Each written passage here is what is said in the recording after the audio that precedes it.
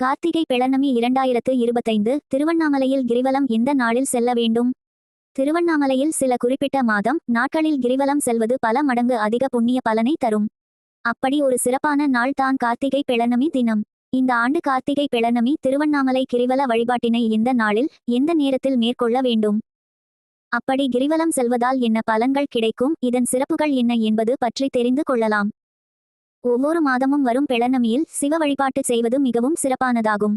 இது மன அமைதி, செல்வ வளம் ஆகியவற்றை தரக்கூடியதாகும். பெளர்ணமி நாளில் சிவ தரிசனம் செய்து சிவ வழிபாடு செய்வது, கிரிவலம் செல்வம், விரதம் இருப்பது, புனித நீராடுவது ஆகியவை விசேஷ பலன்களை தரக்கூடியதாகும். பாவங்களை போக்கி பெரும் புண்ணியத்தை தருவதுடன் சிவனின் அருளையும் தரக்கூடியதாகும். அதிலும் நினைத்தாலே முக்தியை தரும் புண்ணிய தலமான திருவண்ணாமலையில் பெளர்ணமியில் கிரிவலம் செல்வது பாவங்கள் போக்கி முக்தியை அருளக்கூடியதாகும்.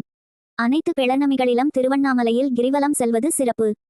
அதிலும் சில குறிப்பிட்ட மாதங்களில் வரும் பெளர்ணமிகளில் கிரிவலம் செல்வது கூடுதல் பலன் தரக்கூடியதாகும். ஐப்பசி பெளர்ணமி எப்படி சிறப்பு வாய்ந்ததோ அதேபோல் கார்த்திகை மாதத்தில் வரும் பெளர்ணமியும் மிகவும் சிறப்பு வாய்ந்ததாகும். கார்த்திகை பெளர்ணமியில் தான் ஜோதி வடிவமாக சிவபெருமான், விஷ்ணு மற்றும் பிரம்மாவிற்கு காட்சி அளித்ததாக புராணங்கள் சொல்கின்றன.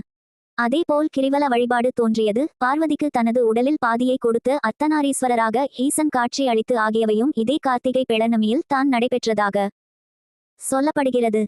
வழக்கமாக கார்த்திகை மாத பெளர்ணமியும் கார்த்திகை நட்சத்திரமும் இணைந்து வரும் நாளை தான் கார்த்திகை தீபத் திருநாளாக நாம் கொண்டாடுவது வழக்கம். ஆனால் இந்த ஆண்டு கார்த்திகை நட்சத்திரம் வரும் திருக்கார்த்திகை தீபத் திருநாள் டிசம்பர் 3ஆம் தேதி கொண்டாடப்படுகிறது. ஆனால் பெளர்ணமி திதி டிசம்பர் 4 மத்தேதி தான் துவங்குகிறது. அதனால் கார்த்திகை பெளர்ணமியில் திருவண்ணாமலை கிரிவலம் செல்பவர்கள் டிசம்பர் 4ஆம் தேதி தான் செல்ல வேண்டும். டிசம்பர் 4ஆம் தேதியன்று காலை 7:55 மணிக்கு தான் பெளர்ணமி திதி துவங்குகிறது. டிசம்பர் 5ஆம் தேதி அதிகாலை 3:55 மணி வரை பெளர்ணமி திதி உள்ளது.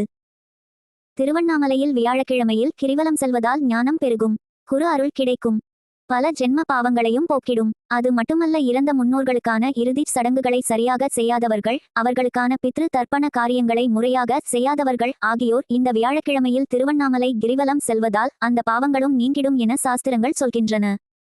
கார்த்திகை பெளர்ணமி இந்த ஆண்டு திருக்கார்த்திகைக்கு அடுத்த நாள் வருகிறது.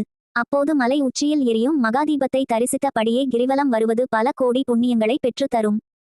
கார்த்திகை பூர்ணிமா என்பது விஷ்ணுவின் அவதாரமான மச்ச அவதாரம் தோன்றிய நாளாகும். இது துளசி செட்டியின் உருவமான விருந்தா மற்றும் போரின் கடவுளும் சிவனின் மகனுமான கார்த்திகேயனின் பிறந்த நாளும் ஆகும். கிருட்டிணனின் காதலியான ராதைக்கும் இந்த நாள் சிறப்பு வாய்ந்ததாக கருதப்படுகிறது. ஓம் நமசிவாய. வாழ்க வளமுடன். இனிய காலை வணக்கம்.